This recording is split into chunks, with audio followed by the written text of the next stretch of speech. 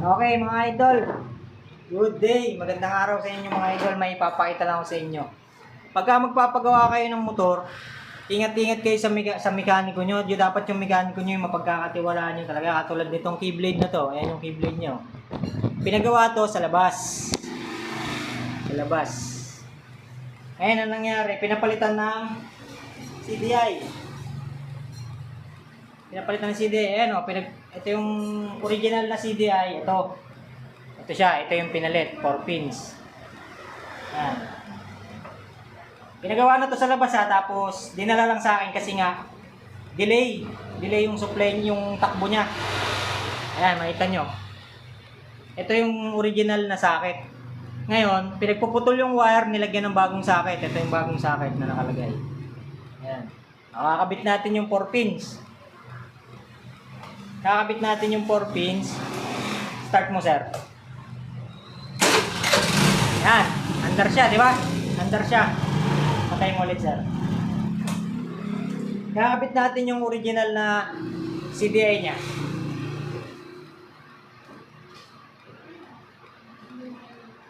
Sige, sir. Start mo.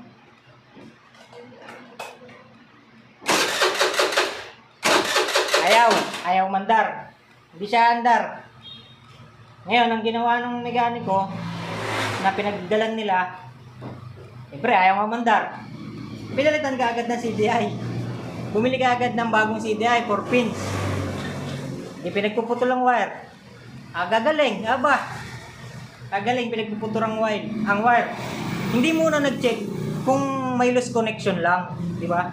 Okay, nabit ko to, hindi mandar. Ngayon, dinala nila sa akin dito. Sabi ko, hindi basta-basta nasisira yung CDI. Okay, mga idol. Hindi chinek. Kung may loose connection lang, ang ginawa, palit ka agad ng CDI. O, 700 ang 750 sir. 750 ang inabot, pinalitan daw pati pulsar coil. Ayan. Ngayon, ang gagawin ko, papakita ko sa inyo. Ayan ito yung original na CDI Magaling yung mekanikong pinagdalan nito, gumawa ng malupit na pera. Okay. Pinost ko muna mga idol, may kinausap ako. Gumawa ng pera yung mekaniko. 750 yung siningil kay sir. Pinalitan yung CDI. Diretso palitan CDI, hindi muna nag-check ng connection. Start mo, sir. Tingnan nyo. Ilang power? Isa pa, sir. Ayaw mandar, tingnan nyo. Kukonek lang natin tong accessory niya, yung positive wire. Sa mismong positive din natin ikabit. Ito yung positive niya, yung brown. Kinonek na nila dito Hindi abot ng doon na natin ikabit. Sa ginawa nila. Positive. Lumang CDI yan na pinalitan ng Bali pinalitan to ng bagong CDI Start mo, sir. Andar siya. Okay, palitan mo, sir. Diba? Kaya yung mga nakamotor na keyblade dyan, ingat-ingat kayo sa pagdadala nyo ng mekaniko, baka magaya kayo dito. 750 ang binayaran, nagpalit ng CDI, tapos yung takbo ng motor delay. Pag binibirit niya, ang tagal lumabante. Pilitan ng 4 pins. Tingin ko pang kasi gentle panglipan tingin ko lang. Hindi naman sira yung CDI niya, pinalitan ng CDI. Malapit pa, pinagpuputol yung mga wire. Ayan naggawa ng bagong socket. Ayan dalawa na CDI ni sir. Ang bilis na nito. Dalawa na.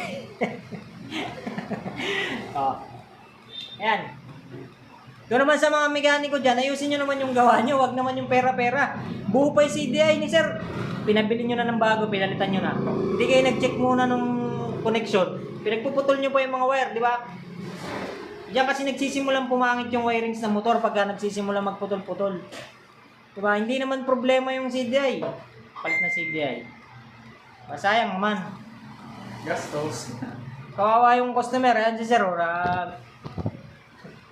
Ayan nga si Zero.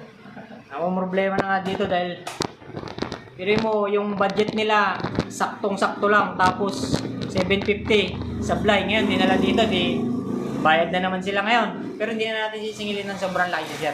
Mga 1,007 lang. Ngayon, ibabalik natin to sa dati. Pero dito sa pinalit, hindi ko na alam yung gagawin dito. Ito, ibabalik ko lang sa dati. Kasi hindi naman sira yung CDI. Kawawa naman yung mga customer nyo. Huwag ganon.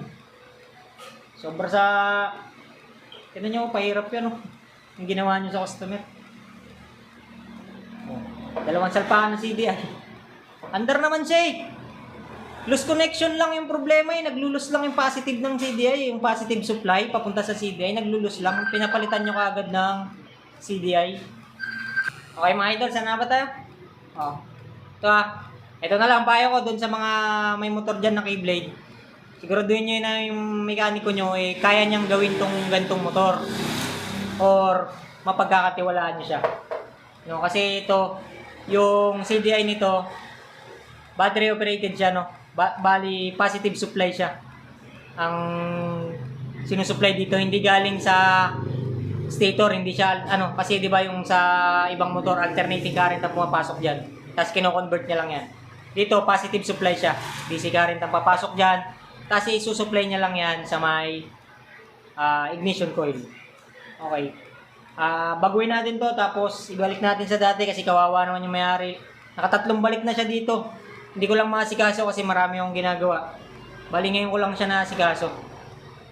Babalik natin siya sa dati. Tapos ibabalik na rin natin yung dati niyang CDI. Ito na gagamitin natin kasi hindi naman sira eh. Napirahan lang sila. Okay mga idol, baguhin ko lang yung wirings tapos itutuloy ko lang. Okay, sige sir. Start.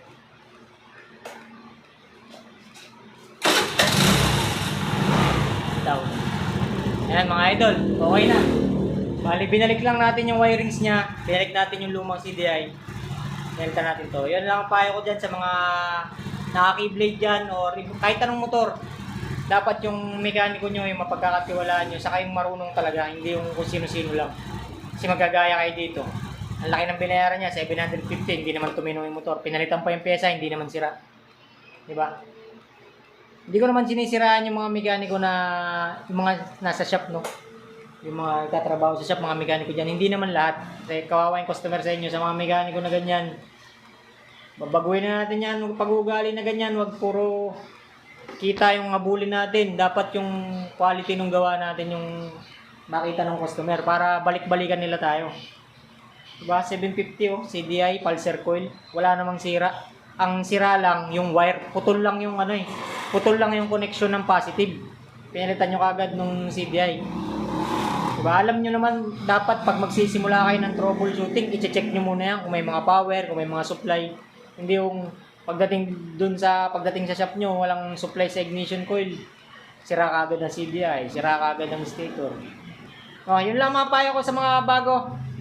Para sa mga baguhan lang to, dun sa mga marurunong na bahala na kayo.